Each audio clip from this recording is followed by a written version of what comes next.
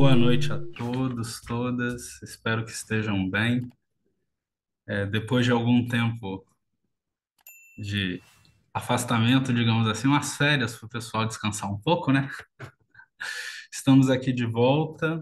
Vamos estudar, vamos dar continuidade ao estudo do Denkoroku, né? O registro sem forma da transmissão da iluminação, um comentário contemporâneo sobre o Denkoroku de Keizan Zenji.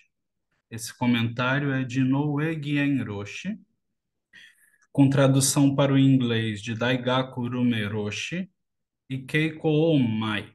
A tradução para o português ficou a cargo de Choshin-san. Nós já trabalhamos o texto raiz em si, né? Que é o caso, os fundamentos e a investigação de Mestre Keizan, e agora estamos trabalhando os comentários de Noe Genroshi. É, Como eu digo sempre, eu estou aqui mais para trazer essa tradução e esses comentários para nós aqui, público ocidental, do que para eu comentar em cima, né? Porque eu sempre que leio e sempre que estudo Inoue Genroshi, eu fico muito emocionado com a profundidade de prática e a profundidade de entendimento do Dharma que ele nos proporciona, né? Então, eu estou mais aqui como um facilitador, né? Então, é isso, vamos iniciar nossos estudos. Para vocês que estão nos acompanhando pelo YouTube, em algum local deste vídeo, o editor que lute, vai ter um botãozinho para vocês se inscreverem, ativarem as notificações, por favor, é importante. Se for possível, também compartilhar esse vídeo com o máximo de pessoas que vocês conseguirem, caso vocês se sintam à vontade, né, de compartilhar as palavras deste jovem monge que está aqui falando algumas coisas pela internet afora. E também, em algum local também deste vídeo, o editor que lute novamente vai ter um link para a nossa campanha de Takuhatsu virtual. Então, na época de Buda, os monges faziam Takuhatsu passando a tigela para reunir alimentos para poder viver, né, e se sustentar. Atualmente, a modernidade chega e os meios hábeis mudam, mas o princípio é o mesmo, né? O princípio é Dana Paramita, né? É Prajna. A paramita desculpem, é Dana Paramita, né? Que é a paramita da doação, né? E, bem, estamos aí, vamos lá. Então, vamos iniciar com o verso de abertura dos sutras, que é o Kaikyoge. Juntamos nossas mãos, palmas com palmas, nos concentramos no momento presente.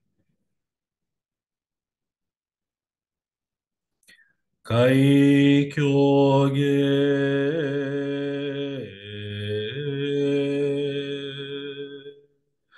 Mojo Jinjin Mimyoho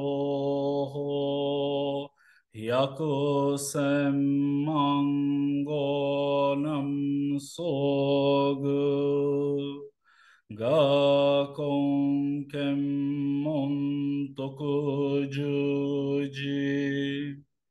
Gange Nyorai Shinjitsugi, o Dharma incomparavelmente profundo e infinitamente sutil, é raramente encontrado mesmo em centenas de milhões de anos. Agora podemos vê-lo, ouvi-lo, compreendê-lo, que possamos completamente clarificar o verdadeiro significado dos ensinamentos do Tathagata. Mojo Jinjin Mi Myoho yakusen nam sogu ga kong kem mon tokujuji gange nyorai shin jitsugi.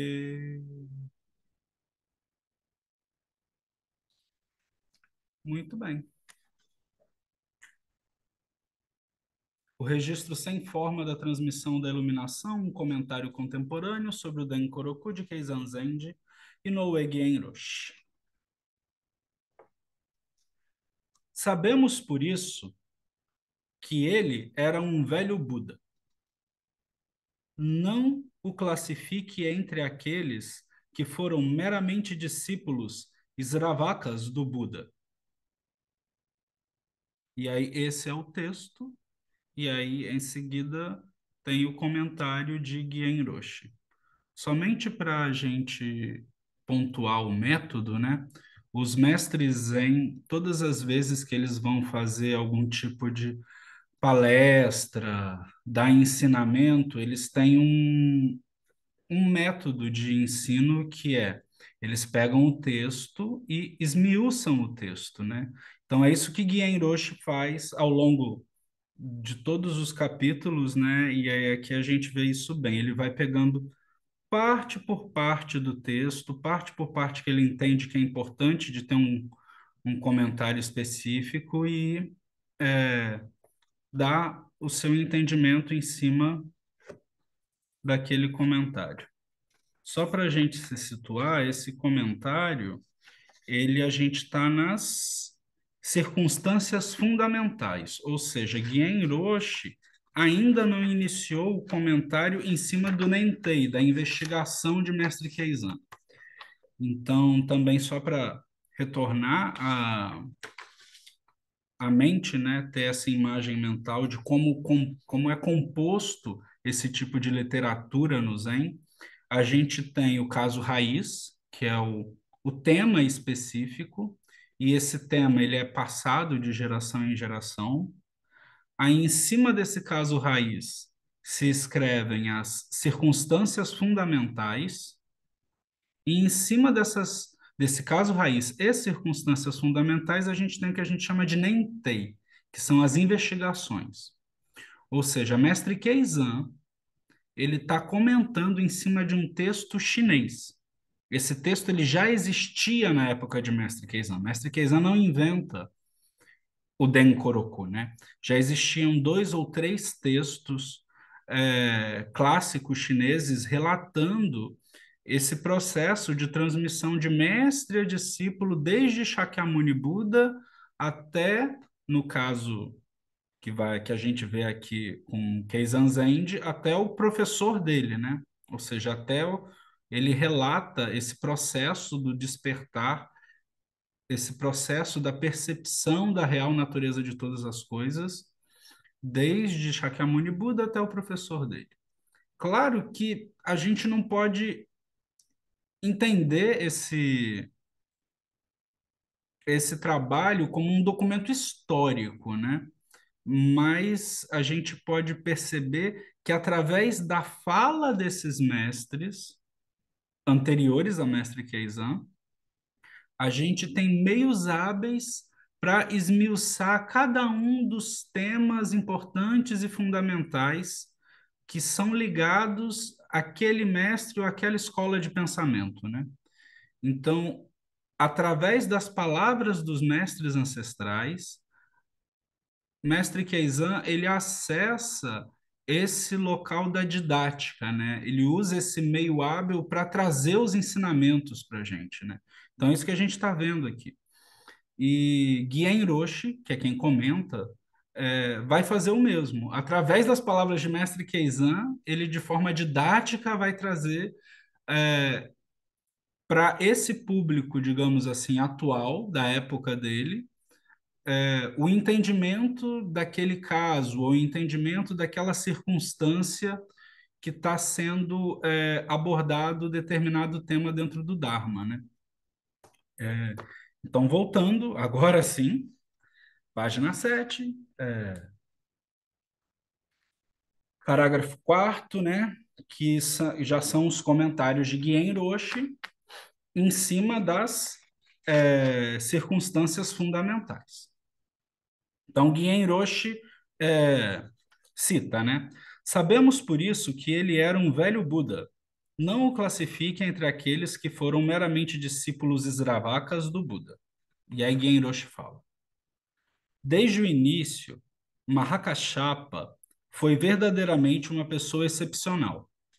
Aqui nesse texto, Mahakashapa é retratado dessa maneira, mas cada pessoa é assim. É porque Mahakashapa É por Mahakashapa ter percebido isso por si mesmo que ele é especialmente honrado por sua realização. Havia muitos discípulos Sravaka e Pratyekabuddhas do Buda, mas não devemos colocar Mahakashapa entre eles. Na verdade, ele era completamente diferente. Essa foi a situação quando, em uma assembleia no Pico do Abutre, diante de uma reunião de 80.000, o honrado pelo mundo ergueu uma flor e piscou os olhos. Ninguém sabia sua intenção e todos ficaram em silêncio. E aí, para transmitir o Dharma, o Buda Shakyamuni ergueu uma flor. Isso é o mesmo que erguer a minha mão. A única diferença é se é uma flor ou uma mão. Quando uma flor é erguida, tendemos a sentir que nessa ação deve haver um significado especial. Mas o Buda apenas ergueu uma flor e piscou os olhos. Mahakashyapa respondeu com um sorriso, como se dissesse: bem, Buda Shakyamuni, você não precisa fazer tal coisa para mostrar o Dharma. Todos são justamente assim. Certamente estamos todos no meio do grande caminho. Então, por que dizer isso agora? E é interessante Guian Roshi trazer essa reflexão, né? Porque a real natureza de todas as coisas, que é a mente do despertar, que é essa mente Buda, né? Que Buda Shakyamuni está mostrando ali para Mahakashyapa, quando levanta a flor, ou levanta a mão, ou dá a piscada, ela não é diferente de tudo que já está aqui agora. E essa foi, digamos assim, a sacada, ou seja, essa foi a grande percepção de Mahakashyapa, de Makakasho. Ele percebe que, independente de ser uma flor, de ser um olho piscando, de ser qualquer coisa, a real natureza de todas as coisas está manifesta agora aqui, nesse instante, né? Então é isso que Genroshi está nos trazendo, está nos convidando a refletir, né? E aí ele continua. Foi somente porque o próprio Keizan Zenji caiu diretamente no estado de romper o balde de laca e algo negro como o breu corre pela noite. E aí aqui ele está citando duas referências ao próprio despertar de Keizan Zenji, né? Que ele conseguiu explicar isso com tanta clareza. E esse é um ponto importante, né? A gente só consegue de fato explicar aquilo que a gente de fato vivencia e entende. Então, muitas vezes, a gente acaba acessando muitos materiais, digamos assim, didáticos do Zen, que são livros, são palestras, são vídeos, E a gente fica procurando, dentro daqueles materiais, o despertar. E aí, quando mestre Keizan, mestre Dogen e Guien Roche também, eles falam para queimar os livros, eles estão nesse processo de não adianta você se apoiar naquilo ou naquela história ou naquele texto se você não pratica. E aí esse é um dos pontos também que Genroshi está aqui nos trazendo, né? Como um satélite orbitando esse planeta despertar. E esse planeta despertar, ele se manifesta como, né? Através da prática, né? Então, se não tem prática, não tem nada, né? Então, Genroshi, ele está aqui nesse ponto, né? Assim, é o aqui e agora, né? É esse momento, é esse instante. Esse é o momento em que a real natureza de todas as coisas está manifesta. Só que você não percebe isso porque você não tem o quê? Treinamento, você não tem a prática para perceber isso, né?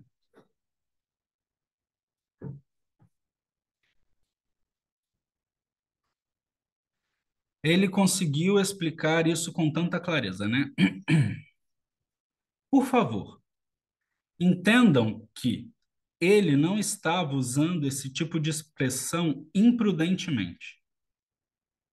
Alguém que havia, e aí esse é o ponto, né? Alguém que havia experimentado esse estado de iluminação, despertar, estava explicando o verdadeiro significado dessa iluminação, desse despertar.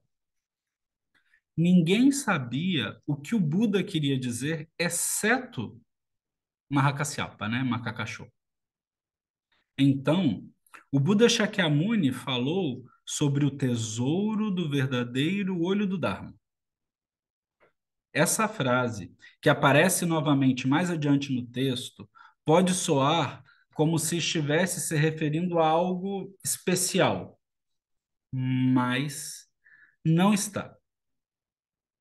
Se eu fizer isso, então cada um de vocês, sem fazer nada, sem pensar em nada, ouvirá imediatamente.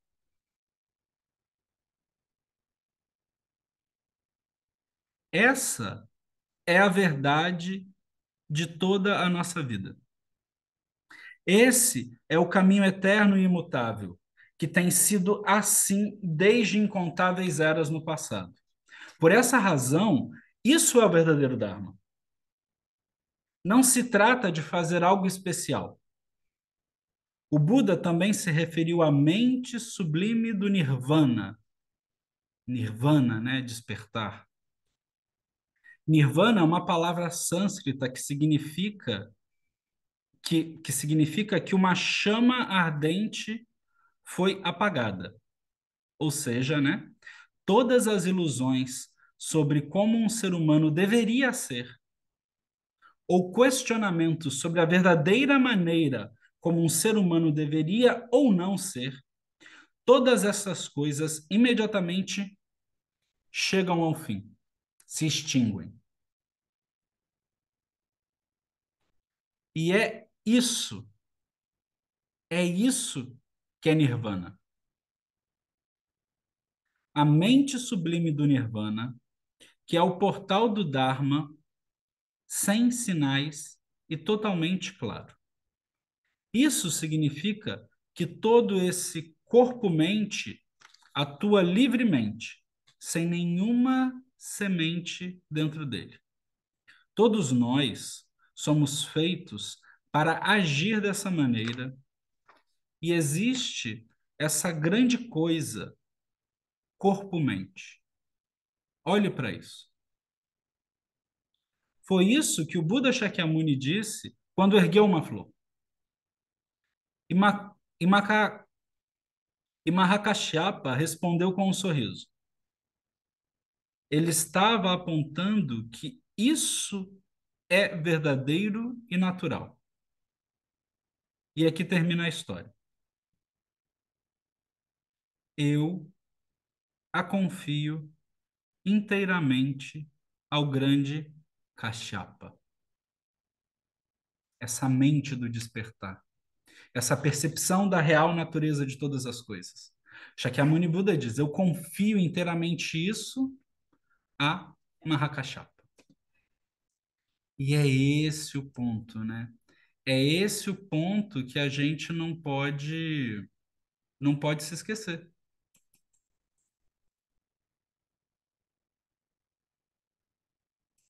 É esse o ponto que a gente não pode se esquecer, né? É essa mente do despertar que a gente não pode se esquecer, né? Porque muitas vezes a gente fica preso nessas palavras, a gente fica preso nesses conceitos. E não, é esse aqui agora. É o que Buda Shakyamuni tenta mostrar para Kashyapa, né? Ele pega a flor, né? Como eu pego essa caneta, né? Pum, caneta. A real natureza de todas as coisas está manifesta aqui agora, nesse instante. Caneta.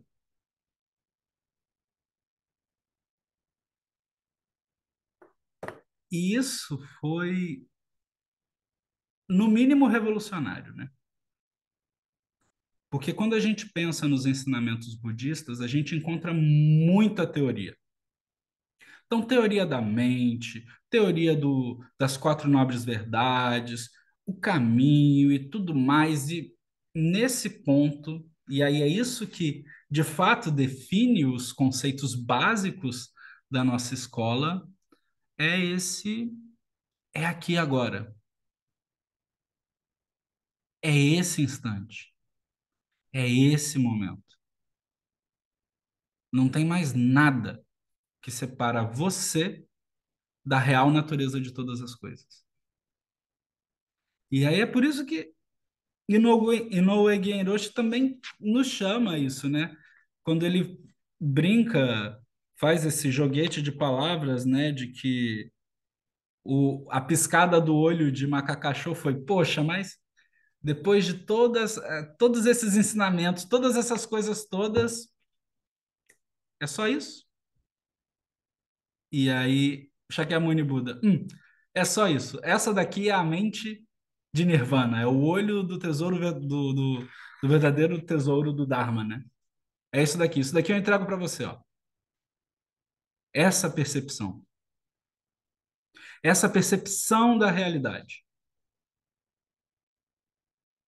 E isso é uma coisa muito, como eu citei atrás, né? Muito revolucionário dentro desses ensinamentos todos e dentro dessas escolas filosóficas que existiam na época do próprio Buda Shakyamuni, né?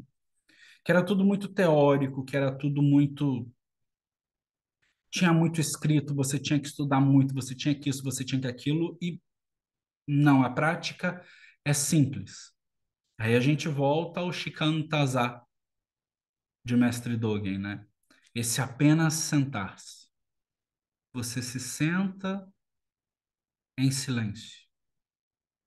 E esse silêncio é o próprio observar do universo inteiro se manifestando.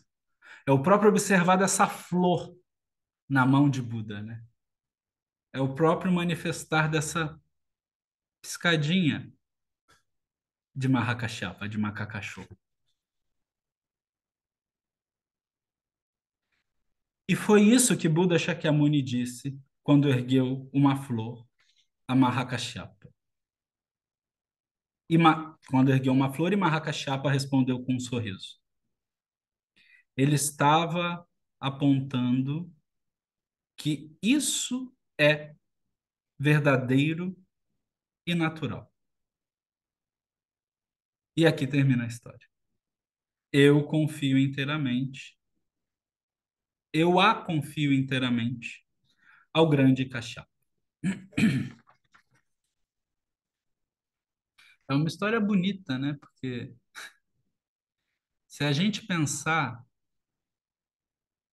que, independente de qualquer texto, mantra secreto, prática oculta, ou tomo filosófico, Independente de qualquer uma dessas coisas que vai explicar o Dharma,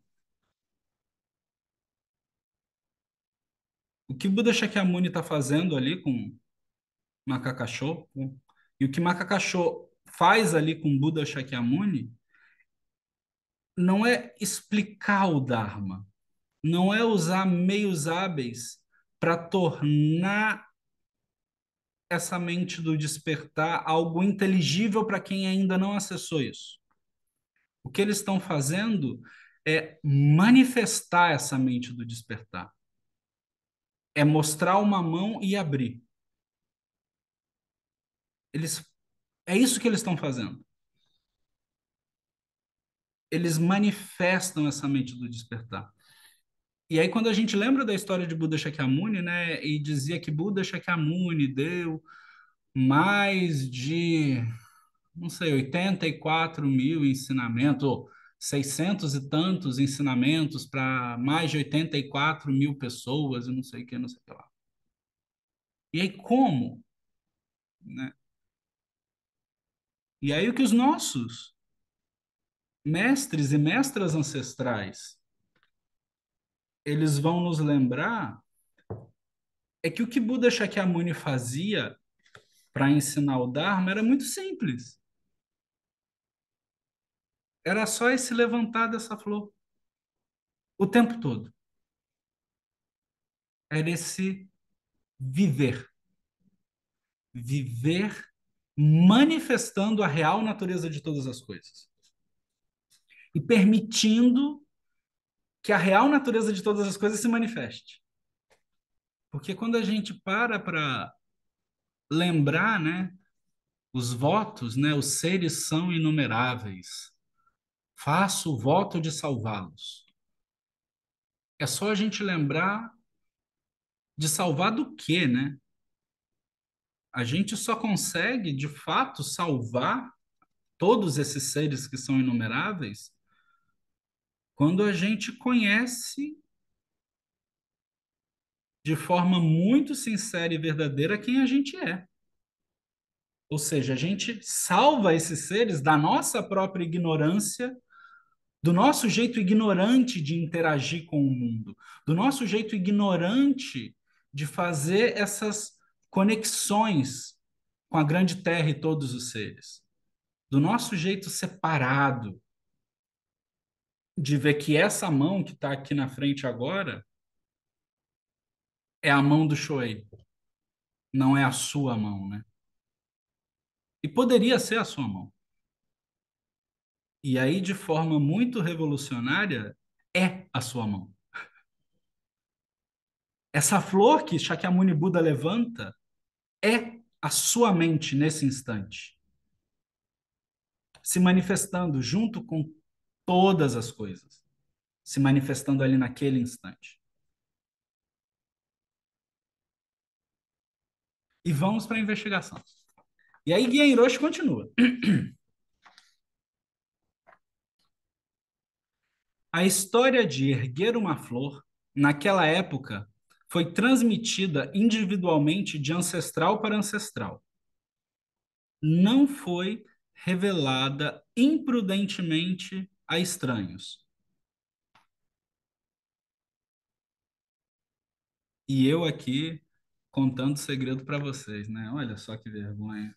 Aqui, e aí, pro que vai ficar registrado nessas internet nuvem da vida, não sei, daqui a uns, não sei quantos éons, não sei quantos bilhões de anos isso foi registrado aí em algum momento. E aí uma raça de seres completamente diferentes vai acessar essa informação e vai ver, né? Ele está contando segredo. Mas não, né? Genroshi brinca com isso também, e aí Genroshi nos traz um pouco mais de lucidez do que esse jovem monge aqui está trazendo. Parece que algo estava sendo escondido, mas não é o caso. Essa verdade está despida, descoberta e claramente exposta. bem diante dos olhos das pessoas. No entanto, como todos vocês estão imersos no senso de identidade como seres humanos e o colocam no centro, vocês não a percebem. Isso está claramente expresso aqui. E é por isso que, para conhecer a verdade, é essencial praticar zazen. Essencial.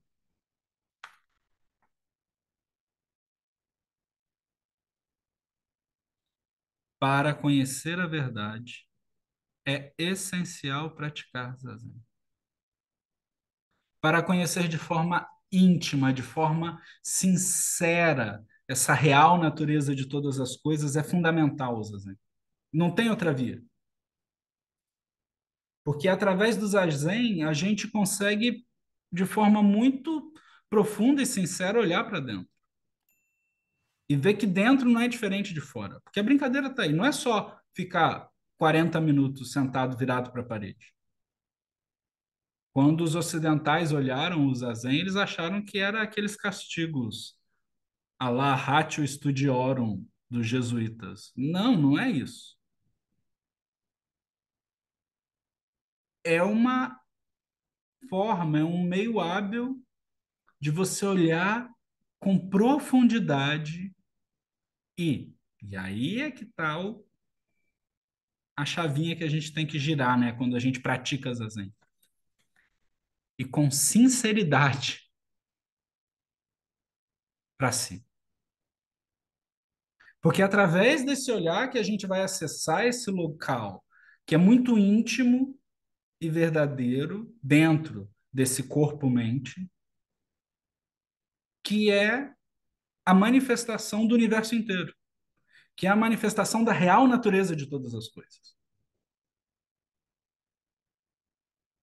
E aí, quando a gente pratica, quando a gente está com a nossa prática em dia, digamos assim, né? Se é que pode-se dizer que isso é de fato real, né? Tá com a prática em dia, mas quando a gente está assim, digamos, afinado, a nossa percepção da realidade muda. Não é por uma questão mística, espiritual, especial. Não, é porque esse corpo, mente, ele entra num estado de funcionamento psicoorgânico em que as nossas sinapses cerebrais e o nosso fluxo mental estão, digamos assim, ajustados, estão no mesmo nível, estão no mesmo padrão, se é que a gente pode dizer isso. Mas não estão deslocados, não estão separados, porque o tempo todo a gente fica fazendo isso, né? O tempo todo a gente separa. O tempo todo a gente acha que esse corpo é diferente dessa mente que está pensando dentro desse corpo. E aí eu digo dentro do corpo, né? Porque eu não sei se exatamente vai estar no cérebro. O cérebro talvez ele seja o órgão que faz as sinapses. Mas, segundo os textos clássicos, ela pode estar ali no baixo ventre, no nosso centro de gravidade. Ou ela pode estar na nossa garganta, ou ela pode estar na nossa mão. Ou ela pode estar nesse universo inteiro, que dá forma a esse corpo agora nesse momento presente. Então, quando a gente olha com sinceridade para a nossa impermanência, para a nossa percepção de que esse fluxo não é fixo e permanente, para a nossa percepção de que até mesmo essa natureza que está pensando isso agora não é fixa e permanente. E para a nossa percepção de que, de fato, eu percebo o mundo de forma equivocada e por isso eu sofro. Quando a gente de fato olha esses tópicos com sinceridade, a gente começa a ter esse vislumbre da real natureza de todas as coisas, né? Porque fica mais fácil, né? Fica mais fácil a gente identificar esses fluxos mentais. Fica mais fácil a gente identificar esse nosso corpo, que é uma coisa fantástica, né? Eu, há uns 2 dias atrás, eu voltei a fazer alongamento no meu quarto, né? Eu percebi que a idade está batendo. Eu sou novo, mas a idade está batendo. A coluna já está doendo, as pernas já estão ali, o joelho já está. Então, assim, se esse corpo que tem aqui 38 anos e foi um pouco maltratado, já está assim, né? E a gente percebe isso. E tem a sinceridade de perceber. Olha que fantástico, né? Lembrar que quando eu tinha 20 anos, 18 anos atrás, né? Eu estou falando de espaços pequenos, né? Aqui, conosco, nós temos praticantes com quase 8 décadas de manifestação nesse plano terrestre e que deve ter essa percepção de forma incrível, né? Quando olha de forma muito sincera para essa impermanência corpórea, né? E consegue olhar de forma muito sincera para esses fluxos mentais e para essa impermanência, né? Então, essa percepção de temporalidade também é incrível, porque é o próprio Dharma se manifestando. É essa própria percepção da real natureza de todas as coisas que não são fixas, não são permanentes, não têm natureza própria. E a gente insiste em querer que sejam fixas e permanentes e tenham natureza própria. Então, quando Shakyamuni Buda presenteia, digamos assim, Macacachô com essa flor, com essa percepção da realmente, a resposta, a única resposta possível de Macacachô é a piscadinha de olho. Porque ele, Macacachô, também já tinha realizado o caminho. Ele, Macacachô, também já tinha despertado. E aí é esse diálogo mente a mente, né? Que é fundamental dentro do Zen, que é uma das dos selos que estão ali definindo essa relação de mestre, mestra, discípulo, discípula, né? Porque o mestre está o tempo todo, quando é mestre, né? Está o tempo todo manifestando essa mente do despertar. E aí convida o discípulo, vamos catar um matinho ali fora, né? Vamos beber água, vamos caminhar, vamos varrer o chão, vamos apenas sentar e olhar as nuvens, né? E aí esses mestres em louco perguntam assim, né? De quem são essas nuvens aqui que estão no céu? Ou perguntam, né? De quem são essas flores aí no jardim? E aí é esse quem, né? É esse quem.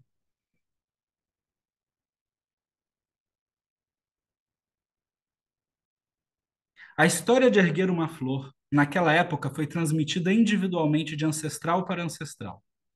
Não foi revelada imprudentemente a estranhos. Parece que algo estava sendo escondido, mas não é o caso.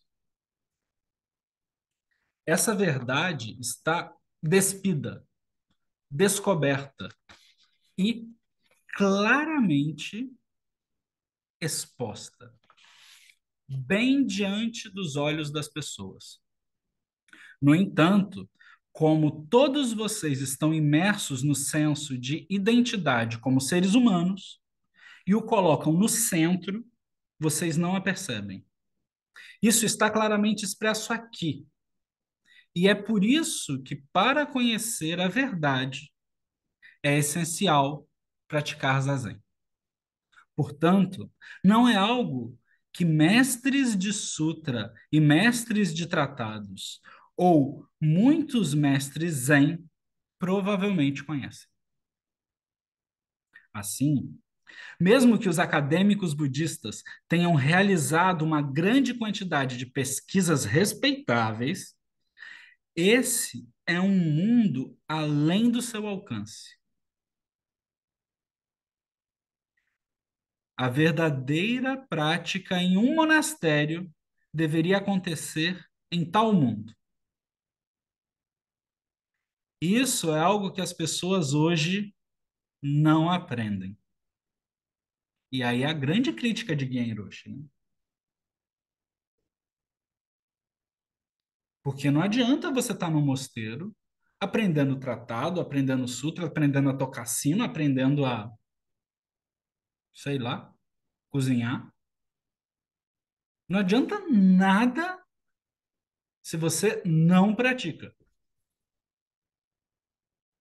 Não adianta nada, absolutamente nada. É conhecimento teórico. Sem prática não tem valor. E aí o grande convite é esse, é o convite à prática. Pratiquem. Percebam a real natureza de todas as coisas em todo lugar, em todos os seres, em toda manifestação. Porque o universo inteiro está manifestando isso o tempo inteiro. Só que a gente fica aí iludido, achando que a gente é especial de alguma forma. Achando que por entender um tratado, decorar um sutra, saber tocar o sino certo, a gente é especial. Mas não é. Não é para isso, né? Eu tinha, eu tive, né, no mosteiro, um grande mestre, né? Um grande mestre que falava, lembrava isso também, né? E ele ouviu de outro grande mestre, que ouviu de outro grande mestre, que é a história da neblina, né? Por que que a gente está no mosteiro, né?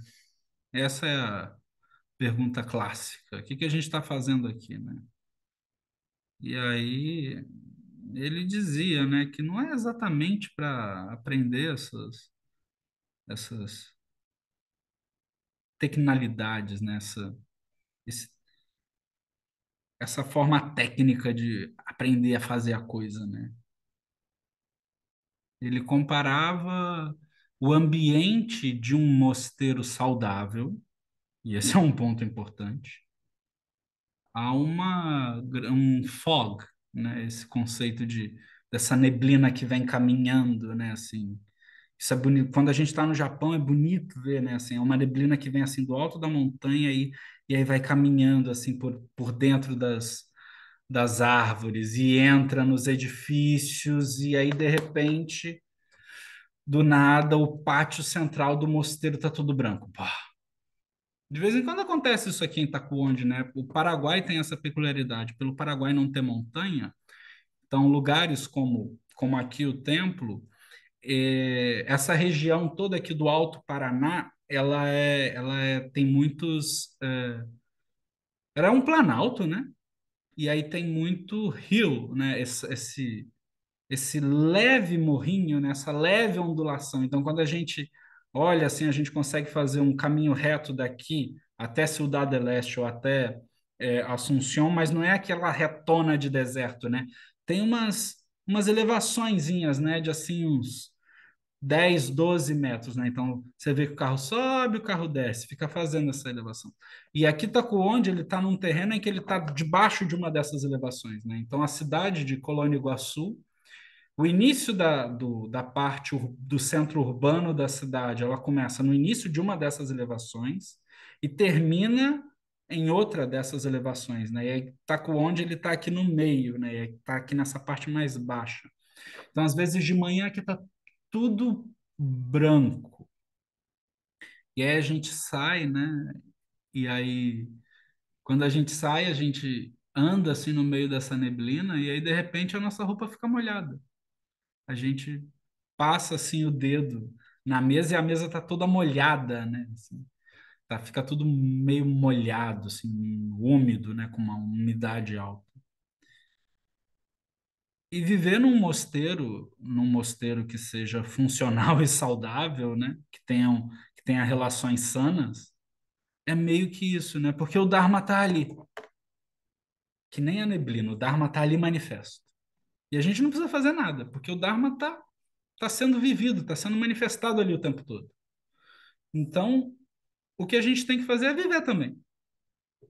E aí, de repente, o nosso cromo, né, a nossa roupa, ela fica molhada, ela fica encharcada, ela fica pesada com esse Dharma que está sendo vivido ali, com essa força desse zazen que está sendo praticado ali para quê? Para nada. Está sendo praticado por praticar, está sendo vivido por viver, com sinceridade. E aí o convite de Buda Shakyamuni a Mahakasyapa é: olha isso daqui de forma sincera.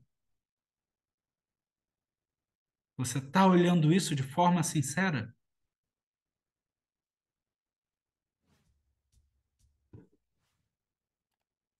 E aí Guien Roshi dá um show aqui, né? É lindo demais a gente ler isso, né? Portanto, não é algo que mestres de sutra e mestres de tratados, ou muitos mestres zen, provavelmente conheçam.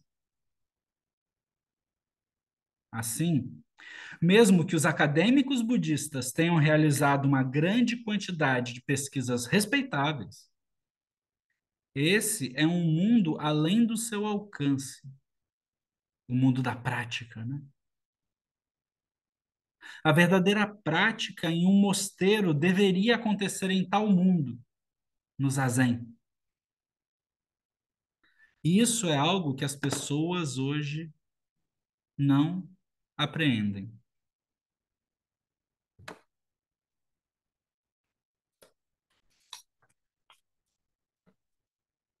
Verdadeiramente, e aí é Mestre Keizan falando, né?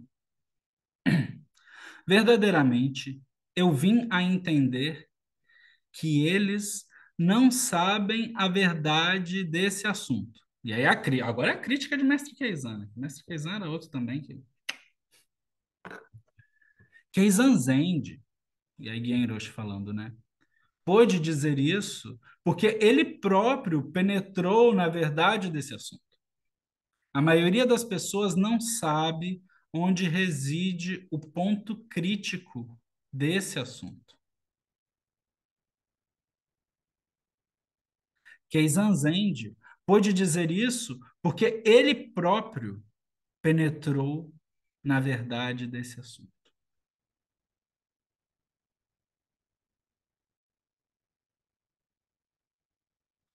A maioria das pessoas não sabe onde reside o ponto crítico desse assunto.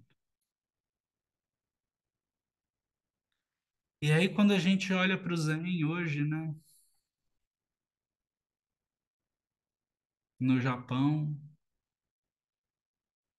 fora do Japão, a gente vê muita coisa equivocada, né? Eu tenho um amigo no sul do país, um grande amigo, que ele ficava, que ele brincava assim, né? Quem sou eu na fila do pão? Ele brinca ainda, né? Ele tá aí, manifesto. Quem sou eu na fila do pão, né? Assim, se eu que tô aqui, não sei, imagina esse povo que tá aí. Tem muita gente que tá aí, né, vivendo esse pseudo zen, né? Essa fantasia de ser zen, né? Que é quando o zen deixa de ser um substantivo e passa a ser um adjetivo, né? Que terrível, que terrível, né? E aí a gente vê uma série de equívocos na forma de praticar, de viver, né? Na forma de viver. Equívocos na forma de viver. Embora se leia assim, tal koan não é um koan de uma assembleia no Pico do Abutre. E essas são palavras agora de mestre Keizan, né? Ao ouvir isso, pode parecer difícil, mas essa frase está dizendo que o Koan, o grande veículo, não nasceu pela primeira vez quando Mahakashyapa viu o Buda Shakyamuni segurando uma flor. Isso ficou claro para Mahakashyapa a partir do momento em que ele vislumbrou o Buda Shakyamuni pela primeira vez em frente à estupa dos muitos filhos. Tornou-se claro para Mahakashyapa a partir do momento em que o Buda Shakyamuni esclareceu essa verdade e a confiou a ele. Isso também é verdade para as pessoas de hoje. Uma vez que vocês percebam por si mesmos, então qualquer um de vocês, qualquer um de vocês terá clareza sobre isso.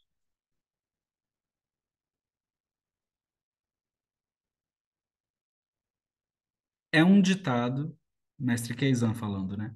É um ditado da época em que o Dharma foi confiado em frente à estupa dos muitos filhos.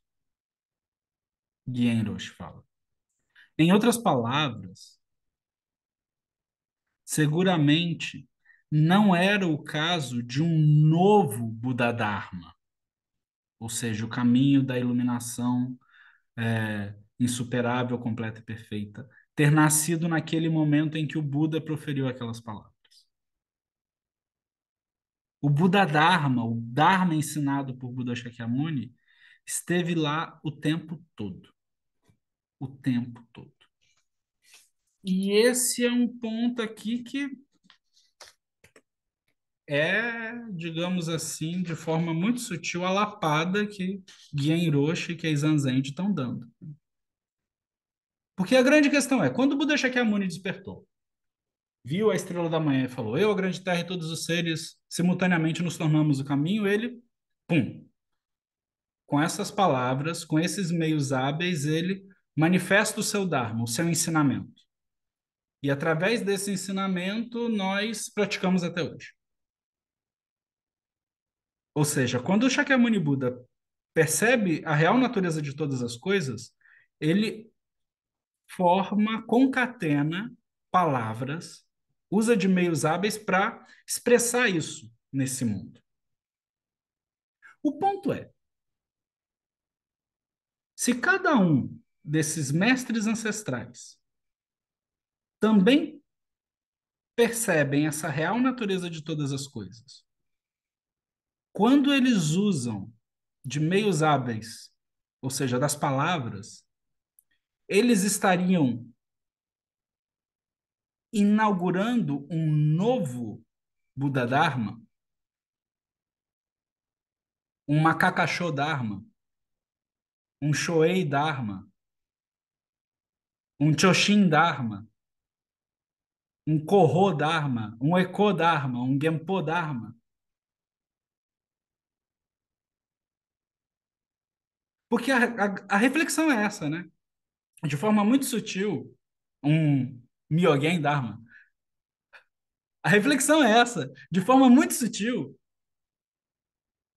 o que Keizan Zenji disse há 700 anos atrás, e Gen Roshi está dizendo agora, há talvez 40, 50 anos atrás, é a gente está inventando um novo Dharma? Ou a gente está, de fato, através das pegadas desses ancestrais, conseguindo perceber a real natureza de todas as coisas, que são todos os dharmas. Então, o dharma que Makakasho percebe, né? O dharma enquanto fenômeno, tá? Agora entre parênteses. Esse fenômeno, natureza se manifestando que Makakasho percebe, esse fenômeno que Shoei percebe, eles vão, essa percepção ela vai se transformar numa nova forma de ensinamento ou através dos ensinamentos do nosso mestre original e benfeitor, né? Essa palavra é bonita, ele é benfeitor porque ele, de forma muito generosa, nos entrega esses ensinamentos e fala: olha, gente, está aqui. Porque ele poderia não ter feito isso. Mas ele, de forma muito generosa, vai falar: olha, gente, está aqui. A percepção da realidade é essa. Sejam sinceros com vocês. Não inventem muita coisa. E aí, essa expressão, né? Essa expressão matemática, sejam sinceros com vocês. Se vocês aplicam isso a tudo, pá, pá, vocês percebem a real natureza de todas as coisas. E isso também é revolucionário. Então, mesmo que depois de Shakyamuni Buda, né? Makakasho, Bodai Daruma, Daikan Eno, né? Tozan Ryokai, todos esses grandes mestres, eles vão usar de meios hábeis para dar um ensinamento, eles não são ensinamentos diferentes desse levantar da flor, desse vejam aqui a real natureza de todas as coisas. Ela está manifesta aqui, nesse instante, nesse momento. Ela está manifesta aqui, com tudo.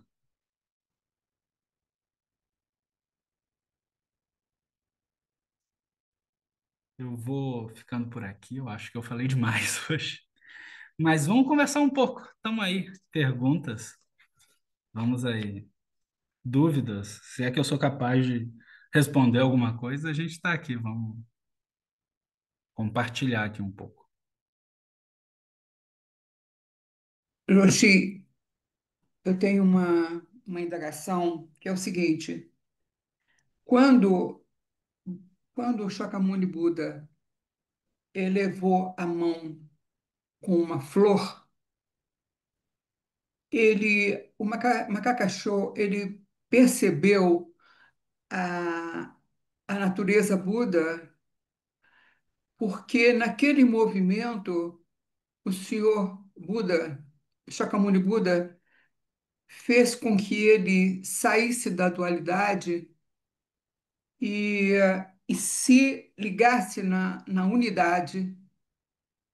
E esse fenômeno é que permitiria essa iluminação? É uma boa pergunta. Eu diria não. E eu diria também não sei, porque eu não estava lá. Mas o ponto é que quando o Shakyamuni Buda levanta a flor,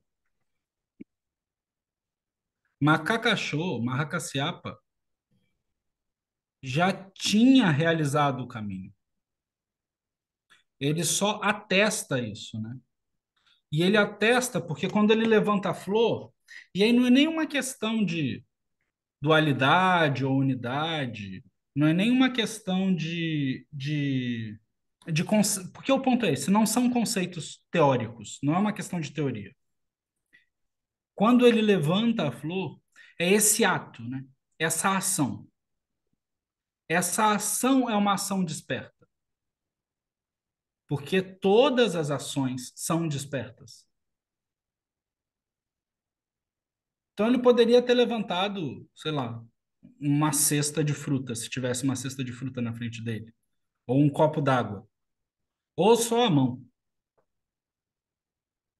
Porque essa ação, né? Porque o que é o Dharma, né? O que são os ensinamentos? É o Buda em ação. E aí é esse o ponto que os mestres trazem, né? Porque Buda ensinava vivendo. Então, o simples ato de levantar, né? A simples ação é uma ação Buda, né? E a gente só consegue perceber isso na ação, né? Então, quando a gente pensa em nirvana, quando a gente pensa em mente desperta, a gente não está pensando em algo estático. Mestre Dogen, ele tem um tratado no Shobogenzo que ele fala disso, né? Desse colocar o Buda em ação, né? Essa mente desperta, ela se manifesta na ação no mundo, porque você percebe a ação. Você não percebe o estático, porque não tem estático. Porque nada é fixo, nada é permanente, nada pode ser estático. Os conceitos não são estáticos. Eles são usados agora nesse instante para exemplificar alguma coisa, mas esses conceitos eles às vezes mudam também. Mas essa percepção da realidade, ela é uma percepção, não é que não mude, mas ela é uma percepção que está atestada o tempo todo, né? Porque nada é fixo, nada é... Então, se eu falo agora cadeira, o que vem na sua mente, corro, provavelmente é completamente diferente do que vem na mente do Eco, que é diferente do que vem na mente do Choshin, que é diferente do que vem na mente do que vai dessa pessoa que está ouvindo agora a gente daqui a 15 anos, pelo YouTube ou por qualquer outra plataforma que esteja manifesta lá no futuro. Esse conceito cadeira. Que fantástico, né? A gente está falando da mesma coisa. Só que para alguns a cadeira vai ter 4 pés. Para outros vai ter 3 pés. Se for uma cadeira galega, 3 pés. E é cadeira. E é algo que você senta em cima. E só pode ser cadeira porque a gente está falando em português. Porque se a gente estivesse falando em inglês, o nome seria outro. Se a gente estivesse falando em sânscrito, o nome seria outro. Tanto do objeto quanto do conceito desse objeto. Ou seja, tanto o objeto quanto o conceito que está atrelado a esse objeto não são fixos, não são permanentes. Então, quando o Buda Shakyamuni levanta a mão, ele está mostrando uma ação. Ele está mostrando a real natureza. Quando ele levanta a flor, né? Ele está mostrando a real natureza de todas as coisas aqui, ó. É uma ação. Pum. Essa ação ela não é estática. Mesmo essa mão levantada parada, ela não é estática. Porque Buda respira, respirou. O ar entrava, saía, o seu corpo fazia micromovimentos. E mesmo que não fizesse micromovimentos, que fosse um Buda de pedra, essa pedra está em cima de uma, digamos assim, uma montanha, que está em cima das placas tectônicas da Terra. A Terra está girando, orbitando uma bola de fogo a sei lá quantos 1000 km/h, rodando numa galáxia a sei lá quantos 1000 km/h, se movendo dentro desse negócio chamado universo a sei lá quantos milhões de quilômetros por hora. Números incalculáveis. E mesmo esse universo está aqui o tempo todo, se manifestando, se movendo. Porque essa real natureza de todas as coisas se manifesta e se move assim. Ela não é fixa, não é permanente. Ela não tem uma natureza própria que seja diferente da natureza própria das outras coisas. E por a gente não perceber isso, a gente vive em sofrimento. Então aí a gente tem os 3 selos do Dharma, né? Dos Dharmas enquanto fenômenos e do Dharma enquanto ensinamento, que é o que difere o ensinamento de Buda Shakyamuni, o Buda Dharma, como está aqui no texto, do ensinamento dos outros mestres que existiam na época, né? E por isso que eu falo que é uma coisa revolucionária, porque todo mundo dizia o contrário, dizia que as coisas eram fixas, eram permanentes, que existia um eu individual que podia passar de uma manifestação para outra. E Buda Shakyamuni diz que não, não existe. Nada é fixo e permanente. Nada tem natureza própria. E o sofrimento existe. Por quê? Porque a gente não percebe essas duas primeiras coisas, né? E aí, a gente tem um quarto selo, que é tudo isso é baseado em quê? Em Nirvana, nessa mente do despertar. Ou seja, nessa real natureza de todas as coisas se manifestando. Ou seja, em ação. Não é algo que é separado. O nirvana, o despertar, não é algo que a gente atinge, que está ao longe, né? É algo que a gente realiza a cada instante. É algo que a gente faz, atua a cada instante. Ou seja, cada instante é um instante de despertar, cada instante é um instante de nirvana. Não sei se eu respondi sua pergunta, mas é isso, né? Então, quando a gente pensa nos conceitos, a gente tem que ter um pouco de cuidado. E, Sim, e aí, quando o Buda levanta essa flor, e aí Macacaxô pisca, ele pisca não é porque agora você está me dando algo que é separado de mim. Não. Isso estava o tempo todo com você, que também está o tempo todo comigo, que está o tempo todo com sim. Eco-san, com você, com o Rossan, com o Genpo, com o Myogen, com quem está assistindo a gente aí no futuro. Não é separado. Muito, muito obrigada. Respondeu muito bem, muito obrigada. Mais alguma questão, povo de Buda? Diga, Eco-san. Boa noite. Boa noite, Corro-san, Genpo, Joshin, Rosen, que está aqui, está por aí. Eu pediria, praticamente você, no final de sua fala, praticamente respondeu que eu iria pedir, mas gostaria de continuar ouvindo, talvez até por deleite. Desculpe a fala, mas a necessidade da gente, então, continuar praticando. Queria que você comentasse, que é o final de sua fala, no fundo, me parece, não é? Macacachô teve a percepção, sorri, etc, etc, e continuou praticando até o último dia. Queria que, basicamente, é o final de sua fala, queria que você elaborasse, se possível, por favor, mais. Não, é muito isso, né? É porque não, essa mente Buda, né? Essa mente do despertar, ela não pode ser estática. Ou seja, não é aquele momento de Kensho. Ou seja, não é aquele momento em que a gente de fato, e aí existe um momento dentro de toda a nossa mística, existe um momento em que existe uma, uma expressão da real natureza de todas as coisas que a gente de fato, digamos assim, encosta nela no zazen. E aí, quando a gente encosta nela no zazen, a gente não deixa de encostar nunca mais. Só que a gente esquece disso. Esse é o problema. Ou seja, até mesmo aquele que de fato realizou o caminho, se ele não está em contínua prática, o Sansara ele é tão habilidoso,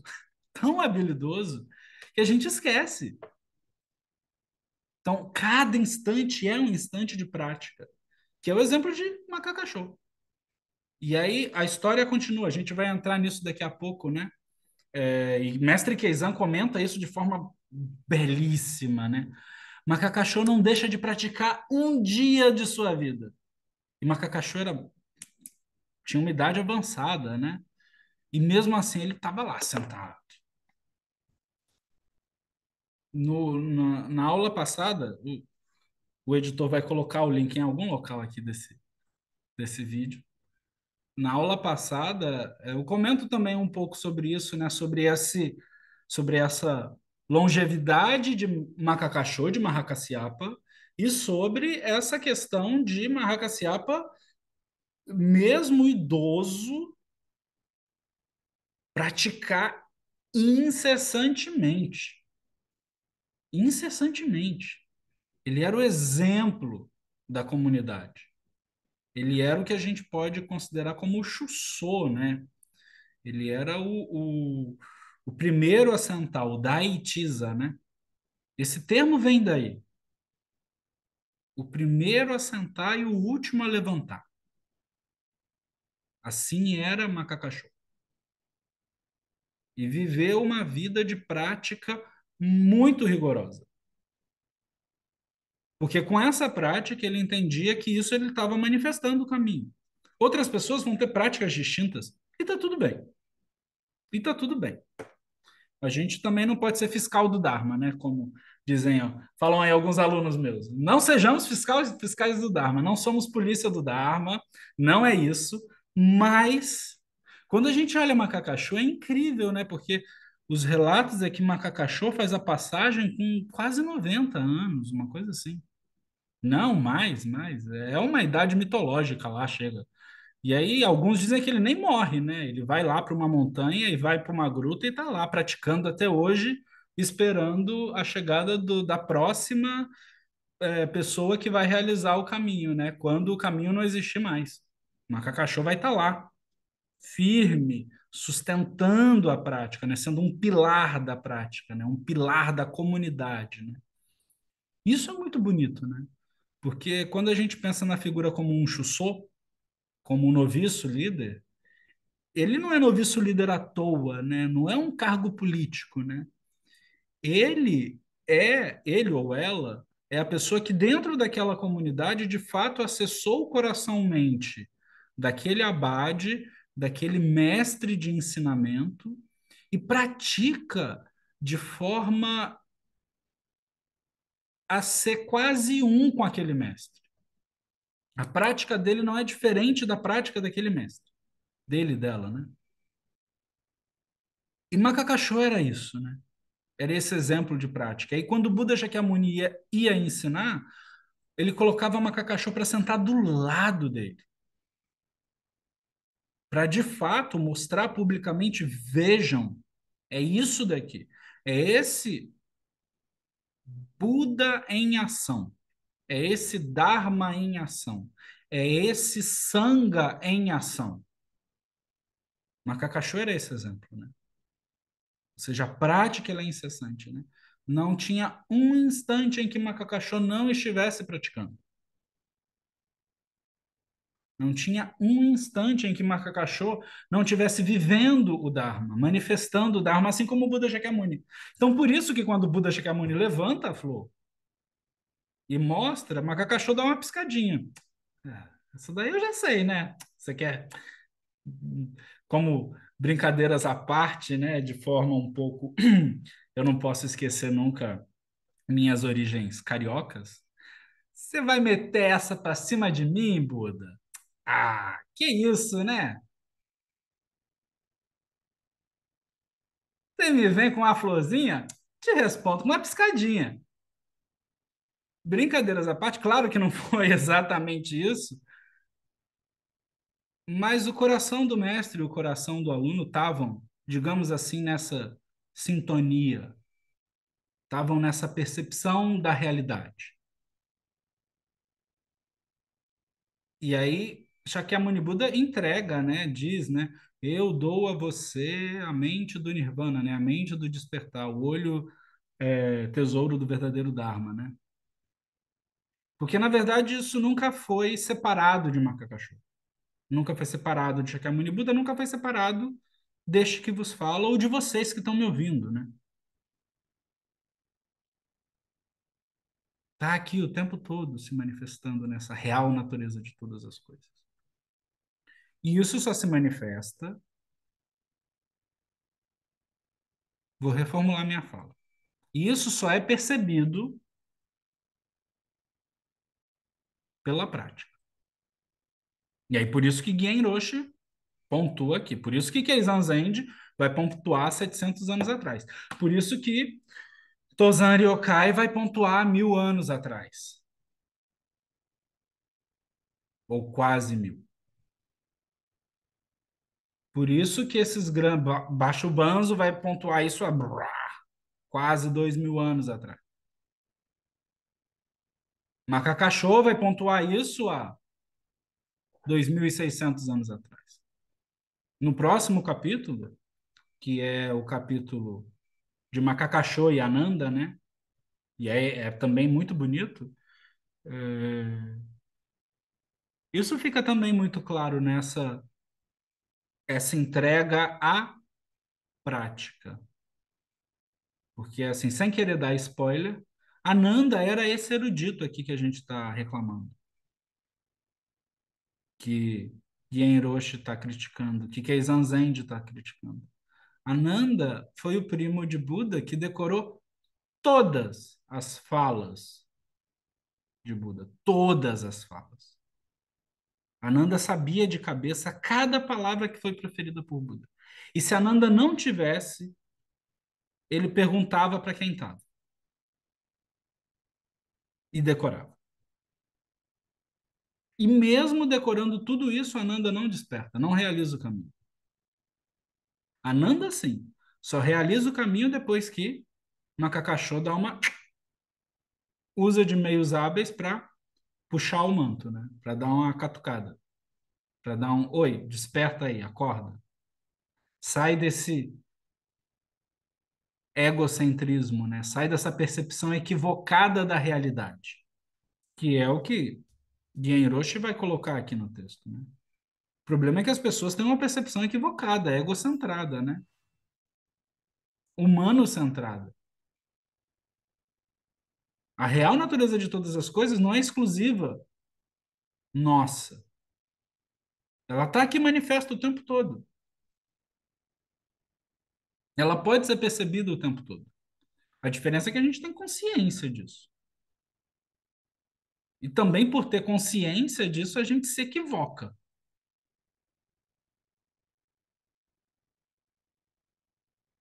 Mas um cachorro na natureza, um lobo na natureza, né? Um cachorro na natureza é um pouco difícil, mas um lobo na natureza, ele come quando tem fome, ele dorme quando tem sono. Ele está ali percebendo, ela está ali percebendo a manifestação desse todo e tá um com o todo o tempo todo. Só que não tem essa percepção, mas tá tudo bem, tá tudo bem. O problema é que a gente tem percepção da gente mesmo e a gente acha que entende alguma coisa, né? Quando a gente não entende. E aí, como é que a gente resolve isso, né? Como é que a gente resolve esse grande dilema, né? Com prática. O exemplo do nosso mestre fundador e benfeitor dos ensinamentos é prática, é Shikantaza. É apenas sentar. Apenas, só. Só senta. Senta em Diana e observa. Com sinceridade para dentro. Né? E aí senta o tempo todo. E aí depois que Buda Shakyamuni desperta, o que que ele faz? Medita o tempo todo. Todo dia. Isso não sou eu que estou dizendo. Isso está 2.600 anos de história aí. Os primeiros sutras, os primeiros shastras, estão lá para dizer isso. O édito lá da coluna de pedra do rei Ashoka, o que sobra para a gente de ensinamento de, de coisa manifesta, né? De sutra que chega para a gente através de achado arqueológico, não tem um que não fale sobre o quê? Sobre prática. Prática, prática, prática. Então não tem caminho se não tiver prática, não tem caminho se não tiver o caminhar.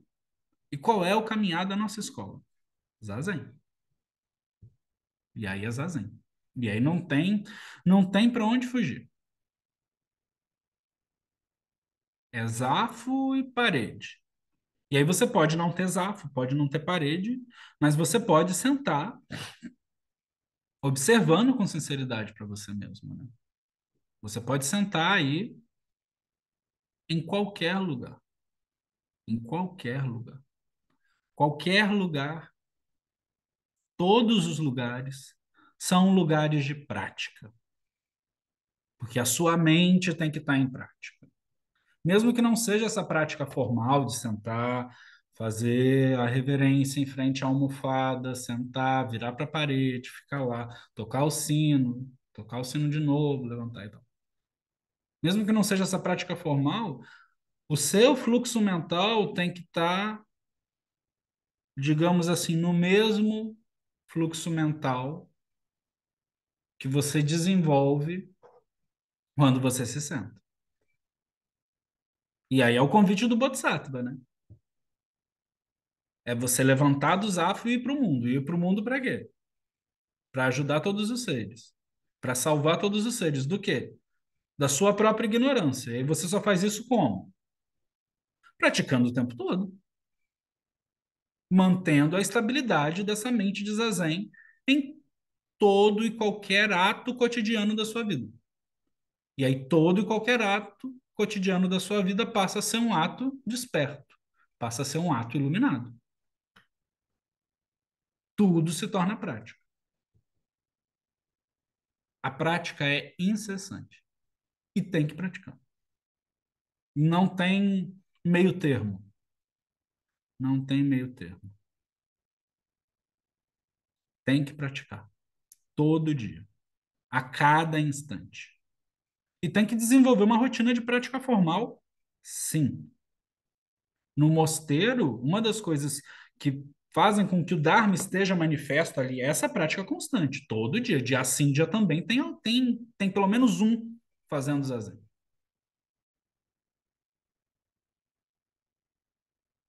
Aqui em casa, dia sim, dia também. Tem pelo menos um fazendo zazen. Além de mim. E aí eu posso não sentar lá na coisa, né? Lá na cadeira do abade para fazer zazen. Mas a cada instante, né? Eu vou tomar um café, é um instante. Um instante de. E aí eu tenho usado um termo muito interessante, né? Presença. Verdadeira presença, né? Você ser um com aquela xícara de café. Ou você ser um com aquela pedra no jardim. Ou você ser um com o mundo inteiro, né? Então é você trazer essa constância desse momento de presença a cada instante, né? Desse momento de zazen a cada instante, que é diferente de mindfulness. Porque eu não estou falando aqui de Vipassana. Eu não estou falando aqui de shamatha, pura e simplesmente, né? Eu estou falando de dhyana, que é a fusão dessas duas técnicas, né? Então, esse momento de presença é um momento de dhyana, porque a prática da nossa escola é essa, é dhyana. Dhyana vai se transformar em chan, que vai se transformar em zen. A palavra é essa, é dhyana. Então, o zazen é sentar-se em dhyana, é sentar-se nessa presença real e absoluta com todos os seres. Com a real natureza de todas as coisas se manifestando ali o tempo todo. É isso, eu alonguei um pouco a resposta, mas espero que tenha conseguido responder de alguma forma.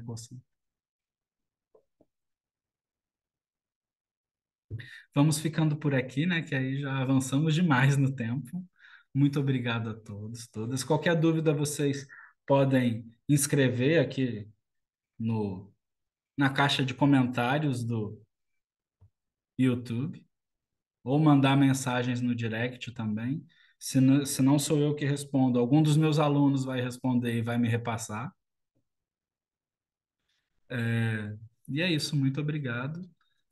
Não esqueçam de curtir, compartilhar, é, dar like, se inscrever no canal e também, se for possível, ajudar na campanha do Takohatsu Virtual. Tá? Vai estar os links para a campanha, vocês podem entrar. Se vocês se sentirem tocados, podem ajudar com essa, podem ajudar a praticar a doação, né? Tudo que for recolhido, arrecadado, ele é revertido para o Dharma e existe uma prestação de contas que é feita também. Então, essa dana, né, essa doação, ela se dá também com esses meios hábeis modernos, né, de sermos transparentes, né, isso é fundamental. Nega waku wako no kudoku o motte yamane kuisai ni yoyoboshi Varerato Shujoto Minato Munibutsu Dojo Zenkoto. Que os méritos de nossa prática se estendam a todos os seres e que possamos todas realizarmos juntos o caminho do despertar. Oferecemos a todos os Budas através do espaço e do tempo, a todos os honrados Bodhisattvas e Mahasattvas, e a Mahaprajna Paramita, a Paramita da sabedoria perfeita e completa, a mãe de todos os Budas. Muito obrigado. Boa noite a todos. Tchau, tchau.